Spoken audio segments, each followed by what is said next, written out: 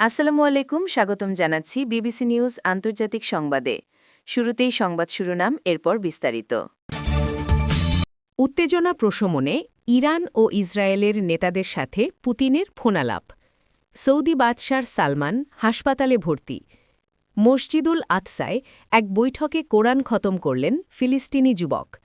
Greenland নিয়ে ডেনমার্কের সাথে চুক্তি হবেই, মার্কিন দূত। দর্শক, এতক্ষণ শুনছিলেন সংবাদ শিরোনাম। এখন বিস্তারিত। আপনি যদি ইসরায়েলের ধ্বংস চান এবং মুসলিমদের পাশে থাকেন, তাহলে ভিডিওতে লাইক করে চ্যানেলটি অবশ্যই সাবস্ক্রাইব করে দিবেন এবং আপনার মূল্যবান মতামত অবশ্যই কমেন্টে লিখে জানিয়ে দিবেন। এখন বিস্তারিত। উত্তেজনা প্রশমনে ইরান ও ইসরায়েলের নেতাদের সাথে পুতিনের ফোনালাপ। রাশিয়ার প্রেসিডেন্ট ভ্লাদিমির পুতিন শুক্রবার ইসরায়েল ও ইরানের নেতাদের সাথে ফোনে কথা বলেছেন বলে জানিয়েছে ক্রেমলিন।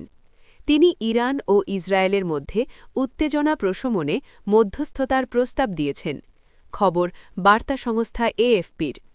স্বাধীন পর্যবেক্ষকরা জানিয়েছেন, ইরানের সরকারবিরোধী বিক্ষোভে দেশটির নিরাপত্তা বাহিনীর কঠোর দমনপীড়নে হাজার হাজার মানুষ নিহত হয়েছে।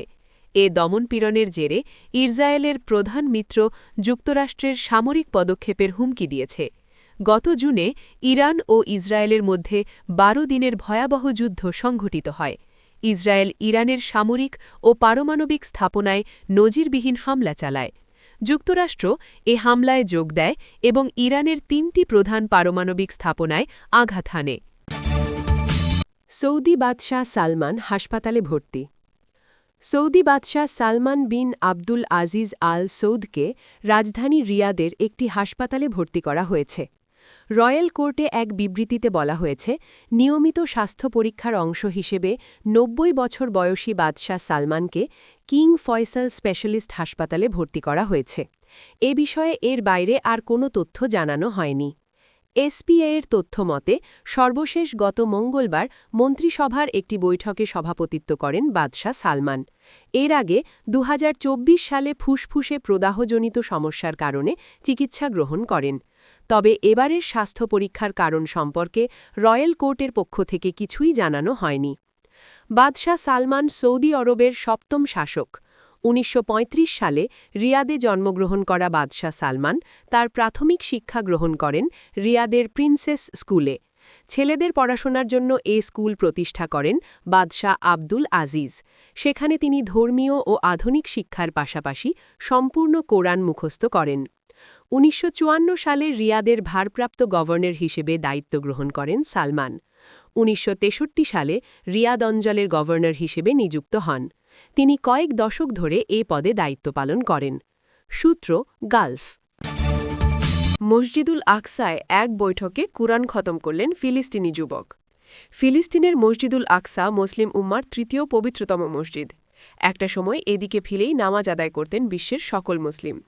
অতি গুরুত্বপূর্ণ এই মসজিদেই এক বৈঠকে সম্পূর্ণ কুরআন মুখস্থ খতম করেছেন ফিলিস্তিনি এক যুবক। গত মঙ্গলবার ১৩ই জানুয়ারি আল জাজিরা কুদুস জানিয়েছে, ওই যুবকের নাম মোহাম্মদ মাহমুদ সালামা। তার বাড়ি অধিকৃত অঞ্চলের মাজদ আল কারামে। মোহাম্মদ সালামা এক বৈঠকে আল আকসায় সম্পূর্ণ কুরআনে কারীম মুখস্থ খতম করেছেন। আরবি একটি সংবাদ মাধ্যমের তথ্যমতে সকাল ৯টা থেকে তিনি কুরআন তেলাওয়াত শুরু করেন এবং মাগরিবের সময় তার খতম সম্পন্ন হয়।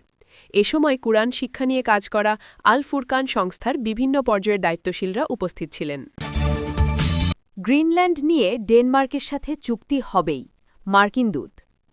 ডেনমার্কের স্বায়ত্তশাসিত অঞ্চল গ্রিনল্যান্ডে নিযুক্ত যুক্তরাষ্ট্রের বিশেষ দূত জেফ ল্যান্ড্রি বলেছেন, গ্রিনল্যান্ড নিয়ে ডেনমার্কের সাথে যুক্তরাষ্ট্রের চুক্তি হওয়া উচিত এবং এটি হবেই। যুক্তরাষ্ট্রভিত্তিক সংবাদমাধ্যম ফক্স নিউজকে তিনি জানিয়েছেন, প্রেসিডেন্ট ডোনাল্ড ট্রাম্প গ্রিনল্যান্ডের নিয়ন্ত্রণ নেয়া নিয়ে সিরিয়াস। তিনি বলেন, আমি বিশ্বাস করি বর্তমান পরিস্থিতির নিরসন হলে গ্রিনল্যান্ড নিয়ে চুক্তি হওয়া উচিত এবং এটি হবেই। ট্রাম্প ডেনমার্কের কাছে নিজের শর্ত জানিয়ে দিয়েছেন উল্লেখ করে এই মার্কিন কর্মকর্তা বলেন, আমি মনে করি তিনি তার শর্ত স্পষ্ট করে দিয়েছেন। ডেনমার্কের কাছে তিনি কি চাইছেন তা তাদের জানিয়ে দিয়েছেন। এখন পরবর্তী কাজ হল ভাইস প্রেসিডেন্ট জেডি ভ্যান্স এবং পররাষ্ট্রমন্ত্রী মার্কো রুবিওর মাধ্যমে চুক্তিতে পৌঁছানো। আগামী মার্চে ডেনমার্কের এই স্বায়ত্তশাসিত অঞ্চলটিতে যাওয়ার পরিকল্পনা রয়েছে বলেও জানিয়েছেন তিনি। এদিকে কয়েকদিন ধরে ট্রাম্প বলছেন যুক্তরাষ্ট্রের জাতীয় নিরাপত্তার জন্য তাদের গ্রিনল্যান্ড প্রয়োজন। বরফবেষ্টিত বিশাল আর্কটিক অঞ্চলটি ডেনমার্কের স্বায়ত্তশাসিত অঞ্চল। সেখানে বিপুল পরিমাণ খনিজ পদার্থ রয়েছে।